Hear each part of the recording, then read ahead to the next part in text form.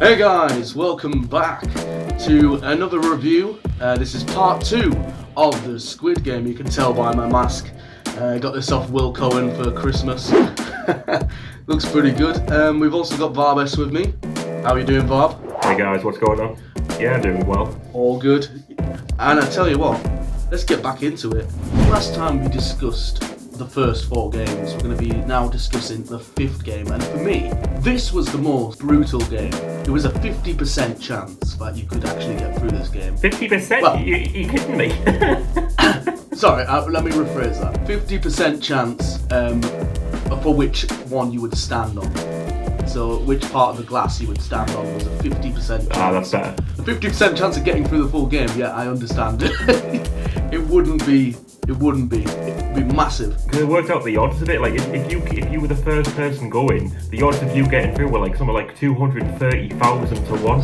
So yeah, if you're the first person, the first 5 or 10 or something, you're pretty much dead. I know. You are pretty much dead if that happened. Like, how the hell did they expect you as number 1 to get all the way through? But that brings me to the thing. Like, Gian was gonna be number 1 to begin with, wasn't he? And then the guy was like, no, I want to do this. And then he was like, right, well, we'll swap it. And then he goes to the back, doesn't he? He goes to number 16. That's what you get for being a do-gooder. You took your whole life taking the back of places, but now, ironically, now you start taking like first place in your life, it doesn't work out well for you. I know. So that's what you get. I know. You get some. And the thing is, like, looking at it, I was like, it's so difficult. How do you know what glass is what? Unless you worked in a glass company, which one of the guys did.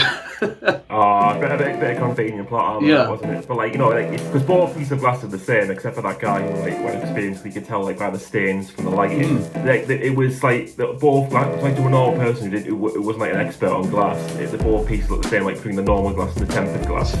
It's like it looks like even there was a guy like earlier on who was like in the middle of saying like he thought he could tell them apart, but when he jumped on what he thought was the tempered glass, he broke through. So yeah. So even like to the untrained eye, and even like the first one, like it's just you get in there and you were like, why the hell have you done this? But like even with it, they've got the VIPs watching as well. The VIPs are watching, and that was a whole thing as well. Like, the VIPs were such cool characters, and they were creepy at the same time as well. Very weird characters, but like they had no compassion for it's kind of what the front man said at the end. He's like, you bet on horses, like we bet on people. I mean, like it's just like that's just how they saw them. They just saw them, like the people are just like things to bet on. They had no compassion for like who they were having the time of their life, just like getting drunk next to like human statues, you know what I mean? Like while they watch people like be getting brutally killed. I thought the masks looked incredible. Yeah. I was thinking these guys they were the opposite of what the contestants were. Like that, when the VIP said like when he lost like $1 million, on player 69 because he committed suicide, and like he's just like, oh, I'll just do another $1 million bet, I'll bet on 96 if I can, on 69, 96 I'll do 96. I love that part. But yeah, that whole game was just, it had you gripped. Because imagine doing that.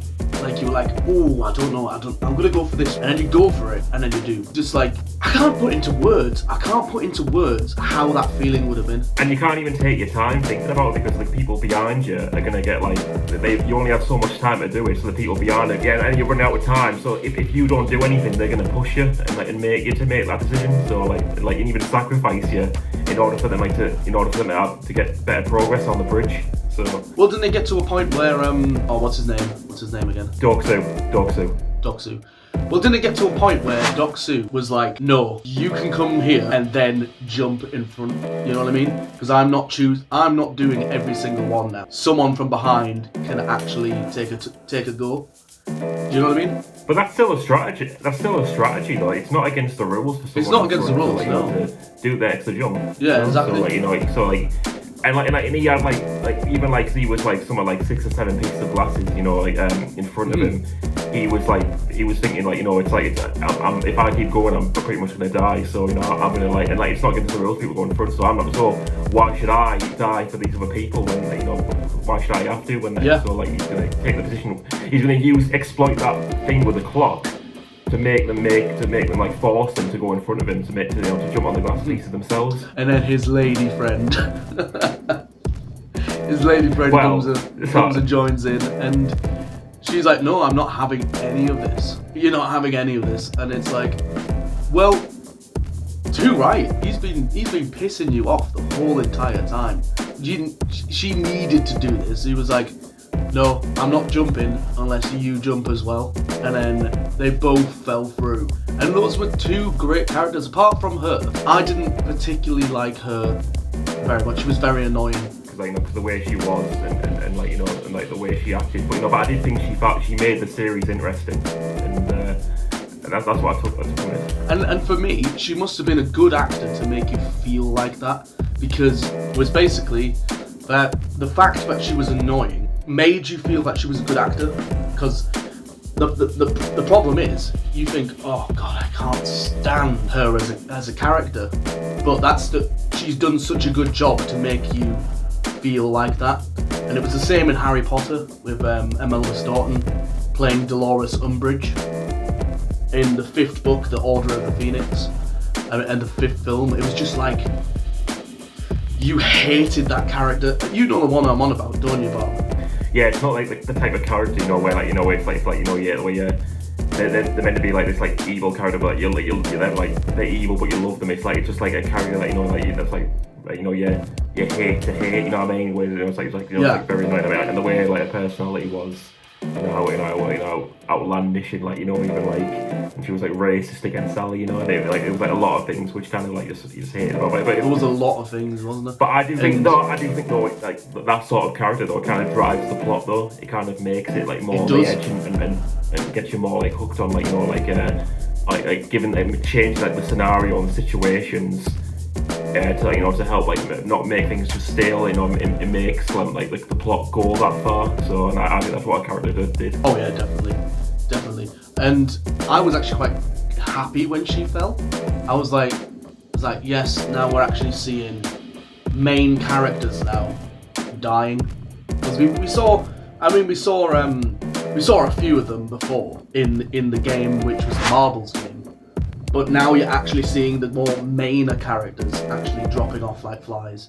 So it's kind of like, I think Ali was the main character. That Ali and Ilnam was like, they were main characters in like. Oh yeah, definitely. That's what I was saying. Like you see that you're seeing people like who you feel like could stay on. Actually, it was sad to see Doksu not make it through, because I really liked his character. I really did like his character. Yeah, I did. Oh really? I don't know if I like this guy. The way I found his character, I've always thought he was like, he put on this big tough guy front, but actually, in actuality, he was like very like scared, and when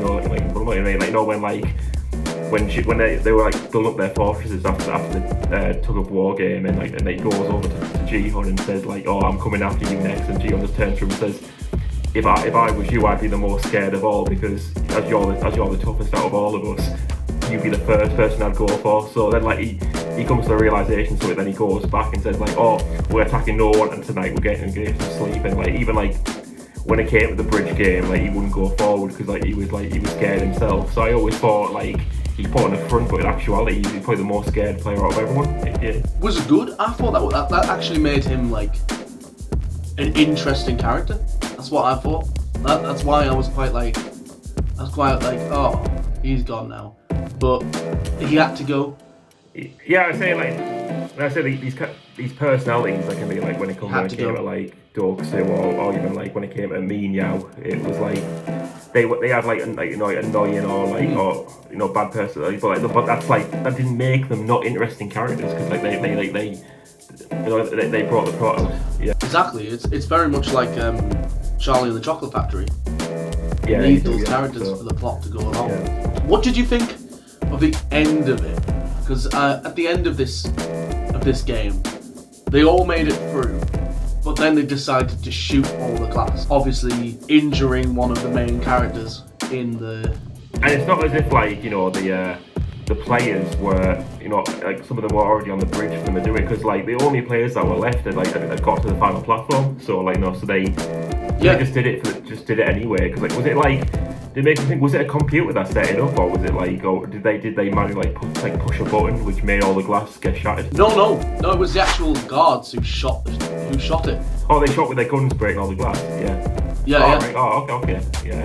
They shot all the with the guns, and then obviously she got stabbed with one of the big pieces of glass. Yeah, you can tell like she was hurt, and like when she went to the toilets later, she like when she took her jacket off, there was a big piece of glass stuck on the outside of her, and and you can tell then she was in trouble, and then like when they were having like when they all sat down for the meals after, she was in like excruciating pain, where she was like sweating and like just like staring at her food and trying like even barely like using a knife and fork to cut the food, you know. While speaking of the meal, yeah, I think this was it was such a good play by whoever made Squid Game. Like I felt it was such a good play to do this because it gave them glory. It glorified their characters. That's what I felt with the meal. It made them feel like now we are right at the end and we are celebrities. That's how it made it feel. For me, I felt like these characters now feel like they are the celebrity and they've got this last meal. But the last meal at the same time could be the last meal for some of them. So it was like a death row sort of thing as well. That's how I saw like a death row sort of thing, but like this glorified meal at the same time. That's how I looked at it. Yeah, because I mean, like you think like 453 other players died, you know, as a result of them three getting there, and like it kind of glorifies, you know, like their other people suffering and dying, and like and that's kind of like a bit of like cruel irony of the situation. And to be fair, the Squid Game staff probably didn't care about that. To be fair, but oh no, because they just like I said, they just treat them as like horses, you know. So. But I do think that meal scene was a great setup because you could see that Sang-woo was in his own thoughts, thinking he was getting his greedy thoughts at the time, thinking that I'm gonna win this. You could see that she was in pain, and then you could see that our main character was like kind of between it, wasn't he? But between what was going to happen. Obviously the meal finished, and this was what made me hate Sang-woo, was this part, what happened next. I absolutely could not stand him after that, after what he does in this next scene. Because you tell like the tension's building throughout the show, like, you know, as well, because like, you know, when it came to like making Ji-hun choose the umbrella game in the second game, and then also like in the glass bridge game when he pushed the glass guy off at the end. So like it showed like how really like he didn't care about other people, he just cared about himself and winning that prize money. And then like even toward the end, like this like puts the final nail in the coffin when he kills Sabu, and like when she's like bleeding out and like she's vulnerable. I know. It was literally like Ji-hun went to go and seek help for Sabyuk, and Sang-woo, you just see him stood next to the bed with a knife, and you're like, you see him like after he's got to go get help, and then you come back and she's dead, and you're like, why the hell has he done that? When I was watching it, I was like, why the hell have you done that, you absolute moron?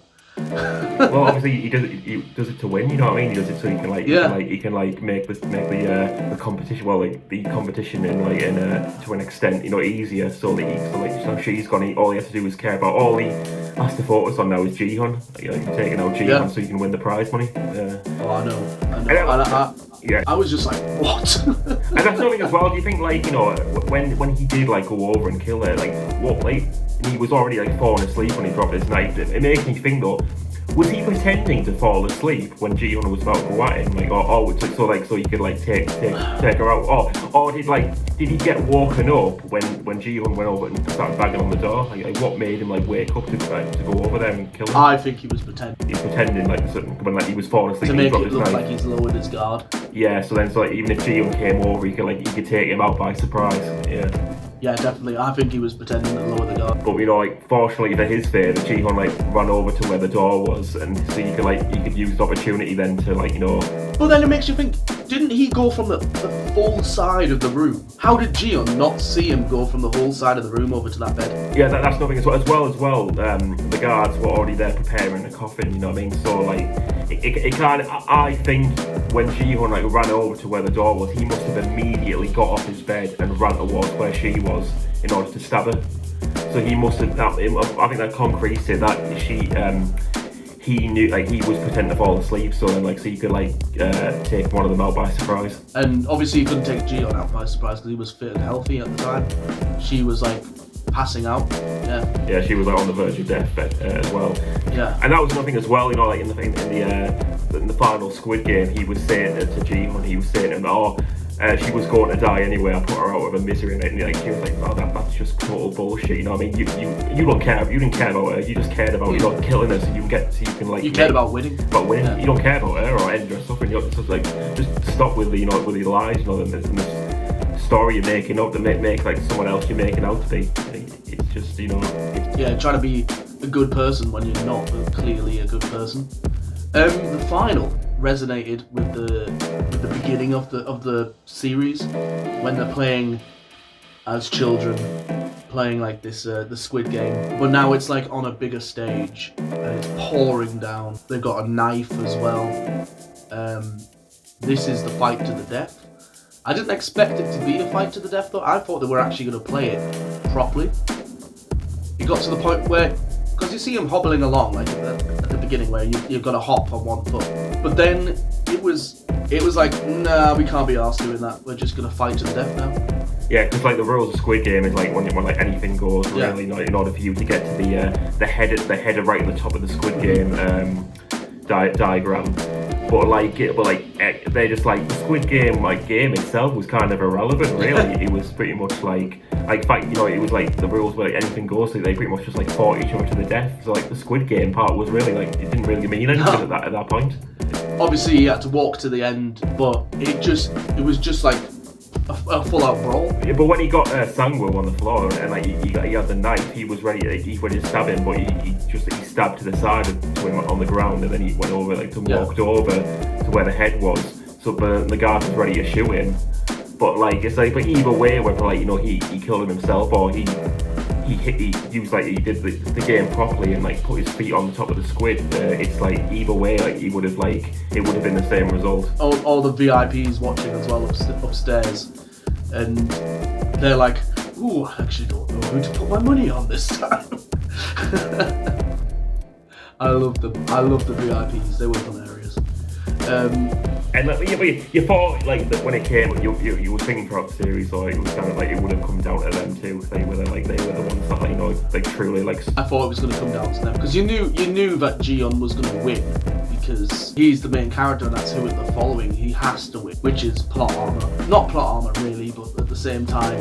And I knew that Sangwoo being his best friend would make Sangwoo climax right at the end. Yeah, he was like the best friend, but he turned into the enemy, the main enemy of where it's like they're kind of like their rivalry or like leadership contest was kind of like it was conflicting throughout the series, like throughout all the games. Then like so you knew it even like so then like you thought it has to come down to them two right at the end. I've asked so many people, what do you think of Sangwoo? What do you think of Sangwoo in conversation and stuff like that? And they've always said the same thing. He's an absolute arsehole, really. I've had a conversation though of someone who when I talked about Squid Game though, they said though that Sangwoo was kind of like one of like the most realistic characters. The finale kind of had a lot of different opinions. Some people didn't like the end of Squid Game. Some people did. Myself, I did. I did like the end. Yeah, I like it as well. They're going to have a massive budget for the second one because of how popular it became. There's going to be a huge budget. And the thing is, like even the sets now, they look brilliant as they are. Obviously there was a bit of CGI, but quite a lot of it was hand built. If you look at some of the behind the scenes footage, there's a lot of the Squid Game was hand built. Yeah, but I think like with the sets they could build now with the budget they've got, they could like build sets at the standard of like Hollywood films. You know what I mean? And I think it's really gonna like make some massive, and there's loads of other potential kids games they can go off. I remember like all the games like when like they were talking about possibly when they played when they were younger. They could build so many different sets and like there's so many a variety of different games they could go off. And that was one of the big things within when you were watching it. It was like, what is the next game going to be? Like, you were like, oh, what could it be? What could it be? And that's what had you gripped, I think. It was the games themselves. You always knew the Squid Game itself was going to be the last game, but like throughout all the games, you didn't know what it was. You kind of like, when you kind of look back on it, you kind of like, you put it together a bit. But like when you're watching it the first time, you're thinking, oh, what's the next game going to be? You know how it'll go. I think it's going to be fantastic season 2. They've got to do it right though. They've got to do it right. If it's not done correctly, then it could be a flop. But I hope that they do it really justice. Well, that was the only thing I want to say though is the only thing I'm worried about now is, will they make as interesting characters in season 2 as what they were in season 1? Because now most of the cast of all the characters have died. I think they'll go a different way with it. Like as we said, we got a few theories. We had the all-star theory, as what you were saying, the behind-the-scenes theory. We just gotta wait and see. I think. What, didn't they confirm it for next year or something? It could be next year, but it could have. But as like it's so close to like to the new year, it might be the year after. But I do think like it's going to take me like 2 years or so like to develop the series. But what I'm wondering though is if the hype of season 2 can live up to season 1 with the new characters, with the new plot. I think they saw it. But I think we'll wait and see. We'll look forward to it. Yeah, we'll see. Because a lot of the characters have died, so it's kind of like they're gonna make new stuff. But I think a lot of people don't like change though, so that could be a problem. I don't mind change, but it is said that a lot of people don't like change. I think it was a good review. I hope you guys enjoyed the review actually. Oh, it was good. I was enjoying talking about Squid Game. Yeah, so it was good. Now, this is the big question. Does Squid Game live up to the hype of what was presented? Do you think it's Kino? I'd say it's Kino. Yeah, I'd say it's Kino. It was. I always enjoy like a lot of the content like they bring out in Asia, a lot of when it comes to like Japan and Korea, and and I did think like this kind of brought out it kind of brought out the more franchises out with a new ideas and concepts out with out with that sort of that area, and I'd say where it lived up, to it kind of I think especially with the way the characters were and how invested you got with them, and how the plot focused on such a grim situation, and how it brought about their personalities and how much they grew and changed and evolved, and don't get me wrong, I think the games were very interesting as well, but I do think what makes it stand out were the characters and the way they developed and how they interacted with each other, and I would say this series was Kino. Yeah, I will say right at the beginning, I was kind of like, what is this film? I mean, what is this series that people have blabbing on about? It was so hyped. It was so hyped at the beginning. People said, oh, you gotta watch this, you've gotta watch this, you've gotta watch this. And I was like, okay, I'll give it my opinion. I watched it, and I was blown away when the first game was put in. I didn't necessarily think it was Kino right at the beginning, until the game started, and then you see them walking into the actual facility. Yeah, that's when it started for me, and I will say it's probably one of the best series I've actually ever watched. So I would give it Kino. And if you can give it a score of 10, what would you give it? I would give it 9.8. I've got 8. He's going over the. It's not a full 10. No, it's not a full 10. But it's between 9 and 10. I would give the series a 9 out of 10. 9 out of 10. Yeah. I'm going more towards the 10 than I am the 9. So that's why I've gone 9.5, 9.8. It's just because it holds something in my heart. I love the Squid Game. So I just don't stop talking about it. So I have had to give it such a high score. If it was something that I'd stopped talking about, then I wouldn't have given it so high. But it is very high. Also, guys, we've decided to take on the 100 movie challenge. So we're gonna be making some 5-minute videos coming up next year. This will be reviews of different movies that are on my poster. It's going to be a great challenge. We're going to try and get as many of them out as we can. Thank you very much, guys. Like, comment, subscribe for more reviews and also more shenanigans happening in the new year. So enjoy.